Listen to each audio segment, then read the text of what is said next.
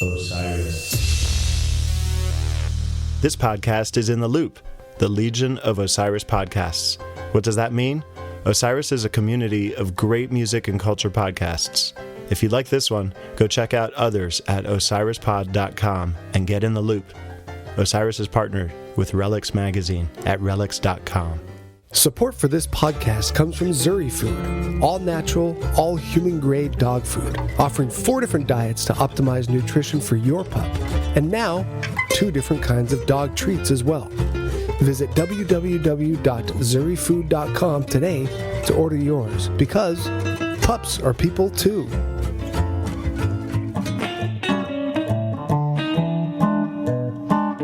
Thanks for tuning in to GuitarCast with Andy Keithley, a member of the Osiris Podcast Network. This episode features violinist Chris Murphy of the Devil's Box String Band. Visit the new and improved guitarcast.net for more interviews, performances, and full episodes. And while you're there, click on the tip jar to support GuitarCast. Help spread the word by telling a friend about GuitarCast. Rating and reviewing the show on your podcast app is also a great way to help the audience grow. Don't hesitate to email questions and comments to guitarcastpod@gmail.com or on Twitter, Instagram, and Facebook at GuitarCastPod. I'd really love to hear from you. Thanks again for listening. Here's GuitarCast episode 17 with violinist Chris Murphy.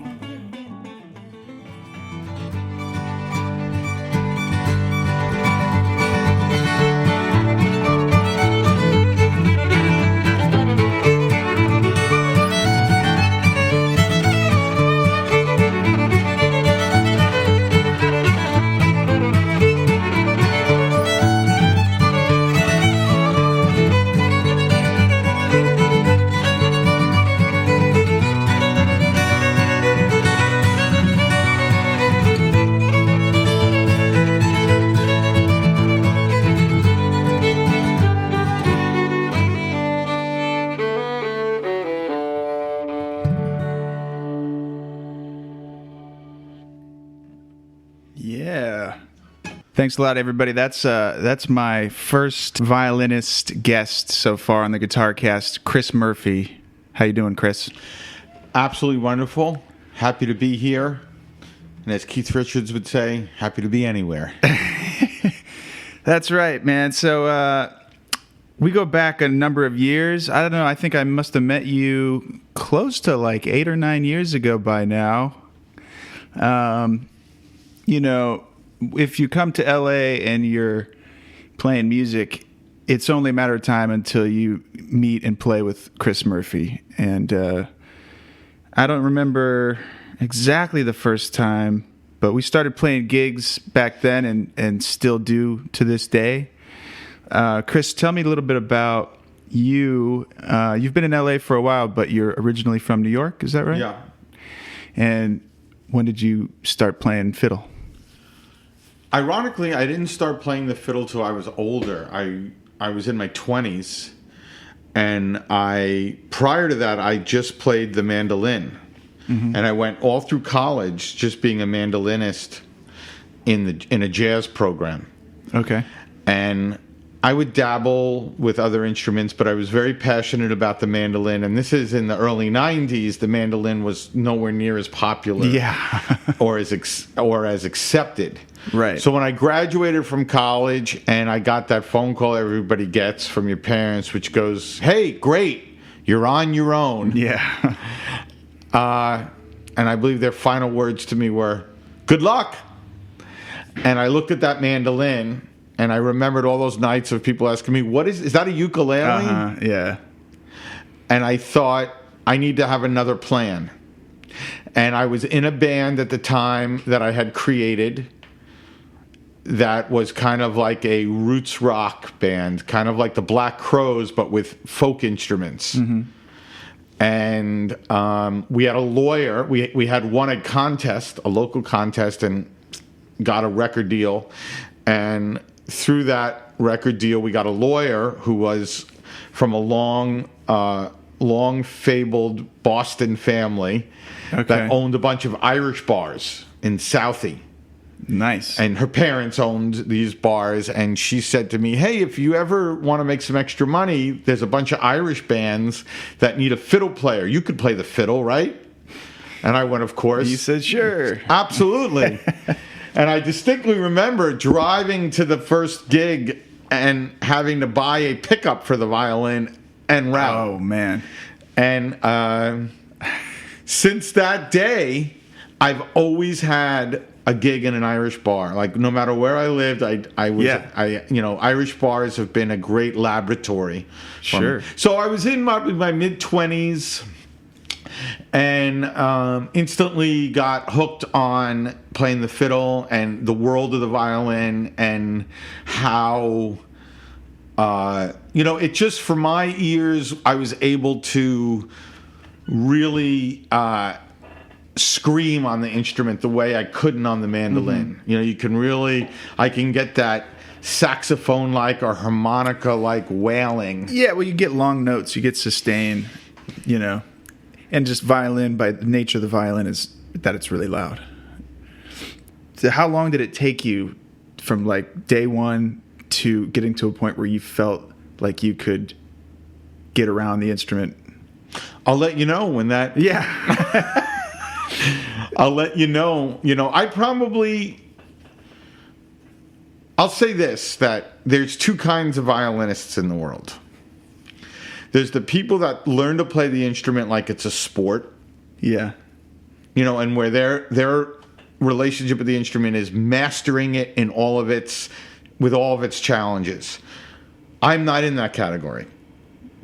I am not a particularly classically trained violinist, even though I have studied classical music to a degree.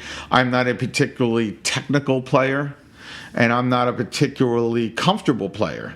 I still think I'm in an adversarial role with the instrument. And I'm not particularly interested in people of any type that really master their instrument like that. I'm not drawn to the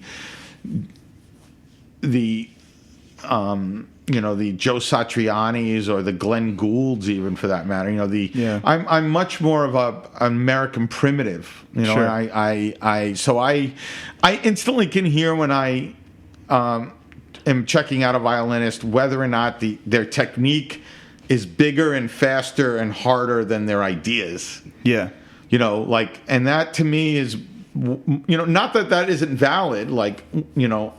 Music as an athletic event is certainly a valid category. Yeah. Who could play faster or more in tune or louder but my own personal relationship with the instrument and in music in general is I don't want anyone to have any more technique than they need to get the idea across. Yeah, and certain venues just call for different types of playing, and if you have a room full of people dancing and stomping their feet and stuff, you play that kind of stuff. You don't need to play perfect classical music that you might hear in a concert hall. You just got to play with feeling, which requires less technique to a certain extent. Well, I actually believe that the technique gets in the way at a certain point. When you have a lot of anything, when you have a lot of muscles, you don't wear a shirt. Right. When you have a lot of technique, it's going to override. I don't know anyone with a lot of technique who doesn't use it. If you're Mariah Carey, you're going to go to the fourth octave. There's just no way you're going to stop it every time. Yeah. When you're a stellar piano player, and that's totally valid. It's just not what I like. I like Thelonious Monk playing by himself. I like David Lindley playing there's not a violinist out there who's going to cite David Lindley, the violin was his third instrument. And he never played anything other than first position. Yeah. But he just played so beautifully on those Jackson Browne records and the Rod Stewart records. Or David Hidalgo is a great violin. You never hear a violinist talk about the guitar player from Los Lobos who does the most beautiful violin stuff. Really? Yeah, through an amp, distorted, weird, so that's just cool. And those are the guitar players that I wind up liking. These simple guys that have a big message, Yeah. I would say unequivocally, Neil Young's lead guitar playing, is like one of the biggest influences on my life. That's a good example. Bob Dylan's harmonica playing. Right. No one's talking about that, but I mean, talk about... no one's talking about how technically sound it is. But I mean, I just grew up with that, and to me, that just sounds great. I love it. I love when Neil Young plays with Crazy Horse. Mm-hmm. He's just not even screaming. He doesn't even bend the notes. He's not even a complex enough guitar player to bend the notes. He's just like, but it's so to me, and that's the same thing with my violin playing. Like I play the violin well enough to not get in the way of what I like. Cool. Not that I wouldn't like to play more in tune for those of you who are listening. I'm not ruling that out as a goal, but it's just not the defining GPS for me. Yeah. So you have a music company called Tea House, and you guys book all different kinds of bands for all different kinds of events and concerts and so forth. Tell me a little bit about the different styles that you play with a group like Tea House, and how busy does that keep you? I know it keeps you pretty busy.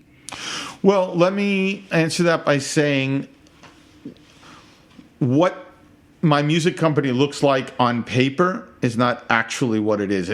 I describe it to people one way because a lot of the clients that I deal with don't understand the subtleties of it. But really what we are is one band that can do 6 different styles of music. That was a natural extension of 3 things.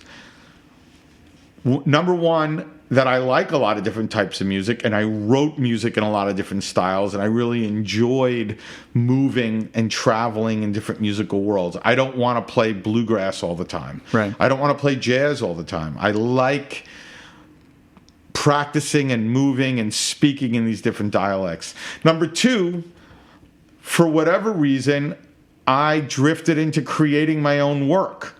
I was not able to find a job that hired me, meaning a gig that I got to be, in, that paid me as much money and created as much opportunities as me creating my own work.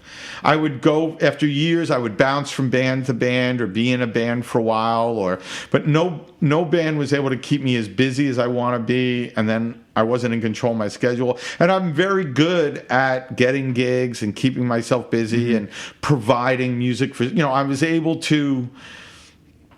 I'm able to create opportunities for myself that make more sense for me than going out and auditioning and being in a band for a while. And so I created a way of working in LA that was very humble, very blue collar. And I have, over the years, learned enough about different styles of music and different things that I do that I'm able to offer the world. Yeah. Basically 6 different types of shows. So a lot of times I'll work for people and they're like, that was a great experience. What else you got? Yeah. And I can come back a month later with a totally different show. Or, so a lot of the relationships I have where I might have played for people 3 or 4 times, I can tell that they want something different. Yeah. And instead of me sending them to another band, I have another band. Yeah. And so it's, I'd have to say one of the biggest influences in my life was the idea of reclaimed wood. Okay, sure. Make the best use out of what you have. Yeah, I mean, I've played everything from square dances with you to weddings, bluegrass, and Irish music, and I know you've opened my mind to a lot of different music just from learning kind of some of the stuff that's in your repertoire. And speaking of that, you have another original song you want to play? The one that we opened up with, what was that one called? Connemara Ponies. Okay, Chris Murphy original. And let's get into another one. Okay, great. Here's a song off of my Surface to Air album called Last of the Twickham Blackbirds.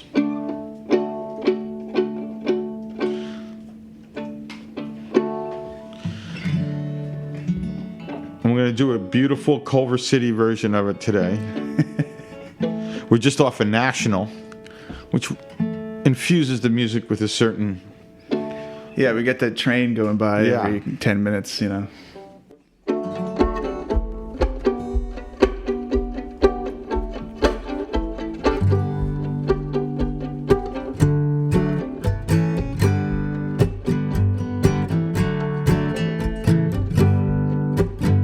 There's a method in the madness, all the visions of the night, howling at the moonlight, staring into the light. Knew a man like that once, he would tell us of his past. His stories would fill us up like sails on a mast. He'd say, I'm the last of the twinkling blackbirds, a story must be told. I'm the last of the twinkling blackbirds, such a sight to behold.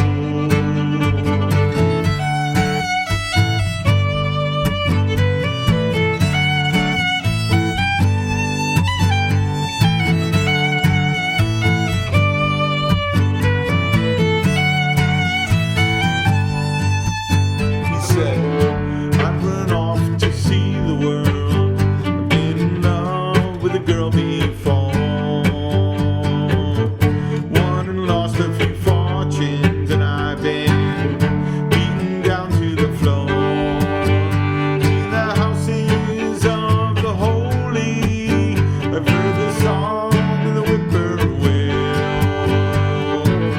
It don't answer to nobody, I walk my own free will. He said, I'm the last of the twinkling blackbirds, a story must be told. I'm the last of the twinkling blackbirds, such a sight to behold. Like myths upon the water, red and black against the gray. I'm the last of the twinkling blackbirds, we shall fly again one day.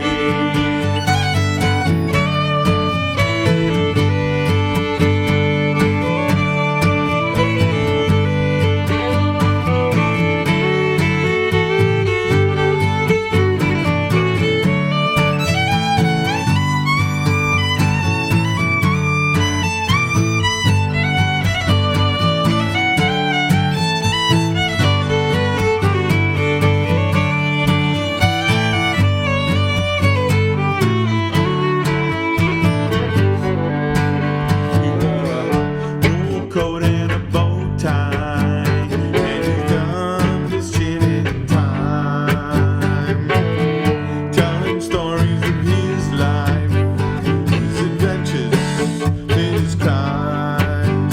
As the sun faded from the window, he bummed yet another beer. When he finished, he slammed his glass down, began to sing so loud, so clear. He said, I'm the last of the twinkling blackbirds, a story must be told. I'm the last of the twinkling blackbirds, such a sight to behold. Like bits upon the water, red and black against the gray.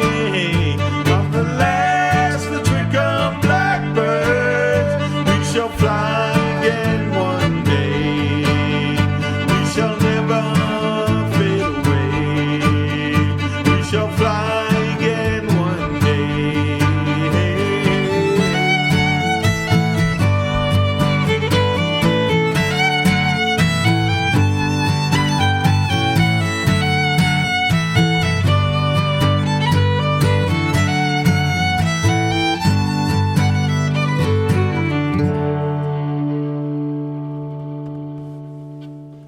All right. I like that one. And that's off of your original album called Surface to Air? Yeah. Is that the most recent one? No. No. Man, that's another thing about you, Chris, is you got more albums than anybody I know, I think. It's amazing how much you get to record and release. So, hey, man, great job. Because it's hard to release that many records that are solid and good sounding, you know? I put out 5 in 2017. Wow. That's impressive. Thank you. It's expensive. Yeah. So who are some of your go-to, players that you get for these records? Who do you like to play with? So making records for me is not only the end result. The end result is not the product. The process is very valuable to me. It's a very, very expensive way for me to accomplish a lot of things, and I'm just somebody that operates better. Actually what I did was like everyone, by nature, I'm incredibly lazy and an incredible procrastinator, and like everyone, talk out of my ass all the time about what I'm going to do, and so little of it happens. So I got sick of that a few years ago, and I said, I am going to book and prepay for 1 day a week in a recording studio. And I'm just going to go in there, whether I have new material or not, and I'm going to make myself write music every week. Yeah. And this was all inspired by my girlfriend getting me a personal trainer. Wow. Okay. Because I kept on, I bought a gym membership, and I don't think I ever went once. I bought $80 Adidas sweatpants. I don't think I ever put them on.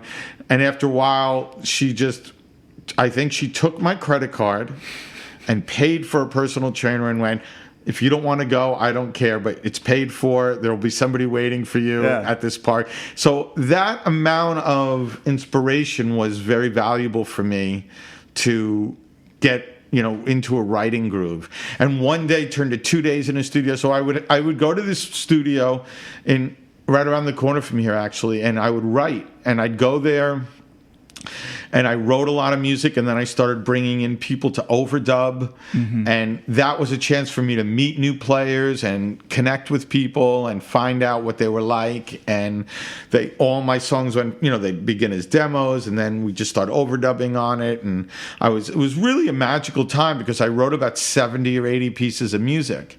Wow. And I started organizing them into different themes. This is all my Irish music. This is all my jazz. This is my folk rock music. This is my gypsy and tango, and what a great opportunity for me to go, who's the best? Here's a bossa nova song I wrote. Let me get the best bossa nova guys around. And wow, that's how it's actually done. And so a lot went on in the making of those albums that was about, my own personal journey as a composer, and then my band loved it because they would come in. A lot of times they'd come in and replace parts by people that did it better, and they would learn how to do it. Sometimes we would, and then when we have gigs in those styles, we had a lot of material for that, and we would hire some of the ringers. Yeah, it's like amazing to get like a real Latin percussionist to play with you. But that was a long-winded answer to your question of who do I get. I go to a lot of the same people. Yeah. A lot of people have been in my band a long time. I certainly use DJ Bonebreak, the drummer from X. He's been with me about 13 years playing gigs, and I can't say enough great things about him. I use Nate LaPointe, who's been a guest on Guitar Cast before. He's a really, really deep and soulful guitar player, and because he's unique in that he comes from a jazz and improvisational background, but he plays folk music really well. I use Andreas Geck on bass a lot, who's also been a guest here, and I use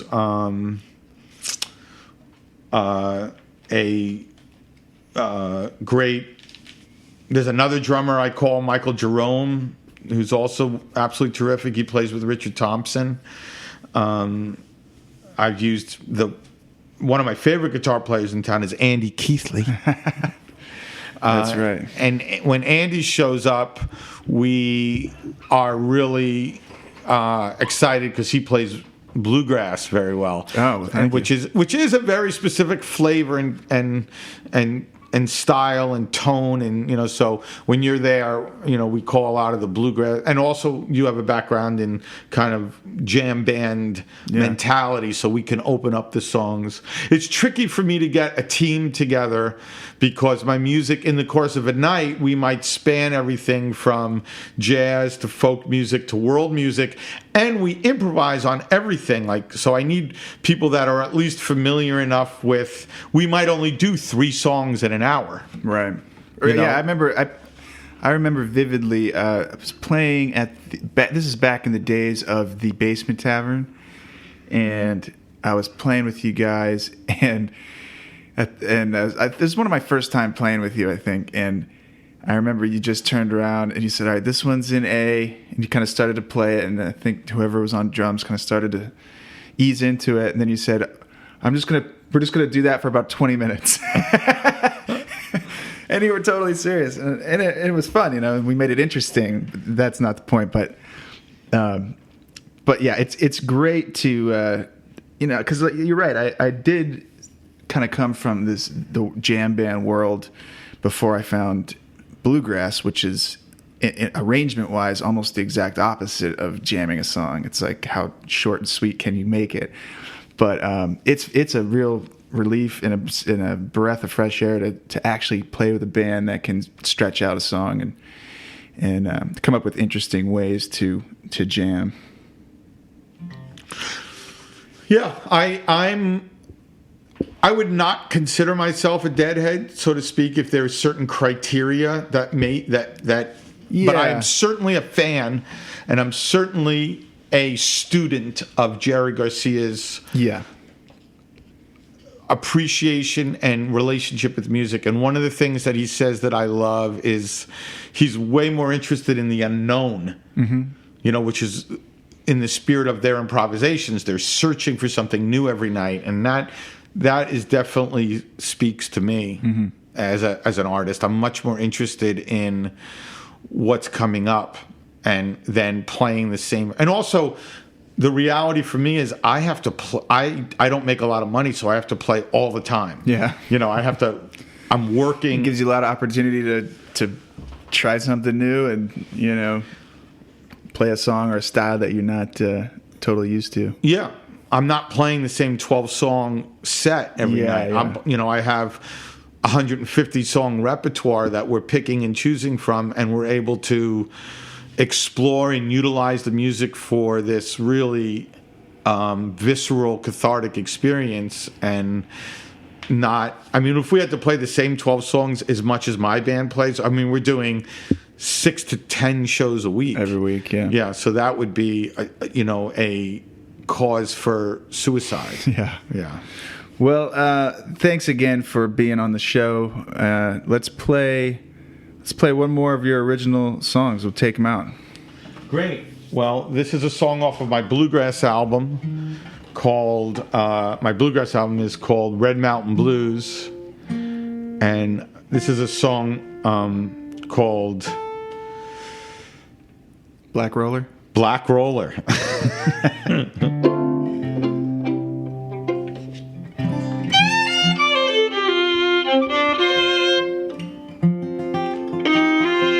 And black rollers were those big dusts of clouds that happened during the Dust Bowl. Gotcha. During the Depression, and when the wind would come in and tear up the soil and make it unusable for planting, and they would the wind would get all the black dirt in it, and they called them black rollers. And that's like the classic image we have of the Dust Bowl, of those sandstorm tornadoes kind of things. Yeah.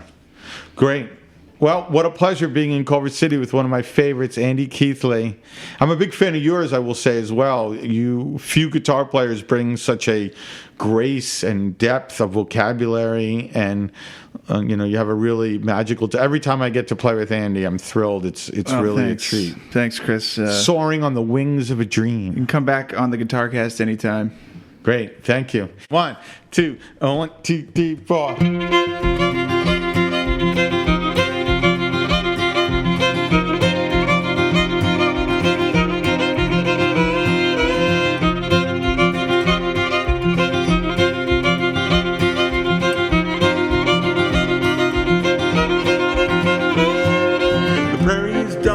Covered in dust, wind is the only sound.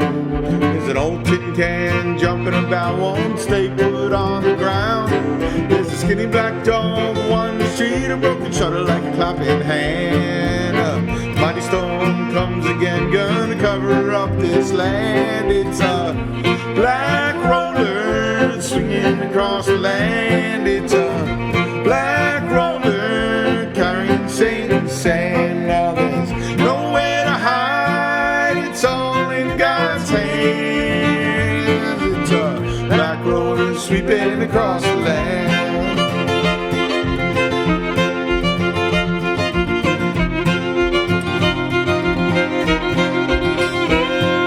My daddy was a miner, but that wasn't the life for me. Came out in 29 and I brought my family. I said, let's give it a go, and we did the best we could. Got our first cropping, it turned out pretty good, until a black roller came sweeping across the land. It's a black roller carrying Satan's sand. Now there's nowhere to hide, it's all in God's hands. It's a black roller sweeping across the land.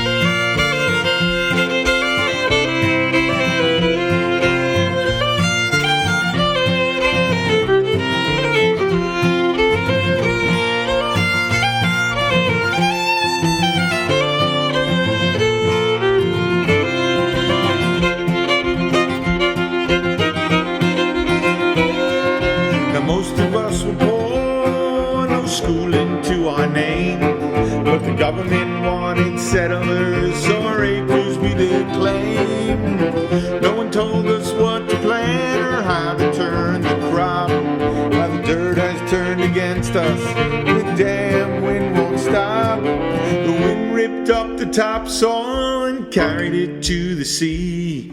You could feel it in Chicago, all the way to Miami. Now no one knows what to tell us or what we can expect, but the devil's in the panhandle, he's demanding some respect. It's a black roller sweeping across the land. It's a black roller carrying Satan's sand. Now there's nowhere to hide, it's all in God's hands. It's a black roller sweeping across the land. It's a black roller sweeping across the land. It's a black roller carrying Satan's sand. Now there's nowhere to hide, it's all in God's hands. It's a black roller sweeping, a black roller sweeping, a black roller sweeping across the land.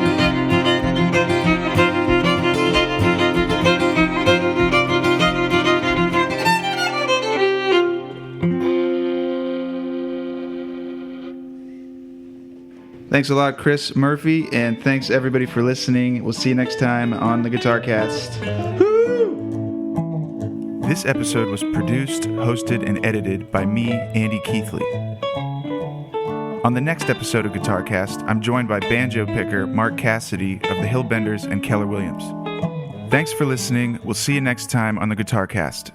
Osiris.